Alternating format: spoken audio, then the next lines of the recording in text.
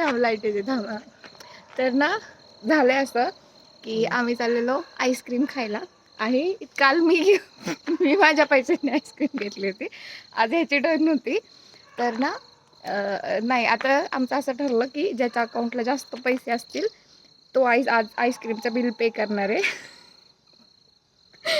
माझ्या अकाउंटला एकूण 48.15 रुपीज आहे. आता आपण राहुलचं अकाउंट चेक करू की त्याच्या अकाउंटला किती पैसे आहेत दाखव.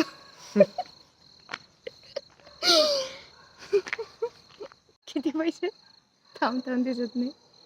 अरे तसं नाही मला सांग ना मी सांगते. राहुलच्या अकाउंटला 48.58 म्हणजे कितीचा डिफरन्स झाला तो 40 रुपयाचा.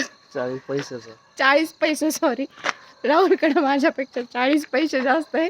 सो आता आईस्क्रीम तो सांगणार नाही. हे हाल आहे असं महिन्याच्या एंडिंगला जेव्हा पगार संपतो तेव्हा. टॅग करा तुमच्या नोकरीवाल्या मित्राला.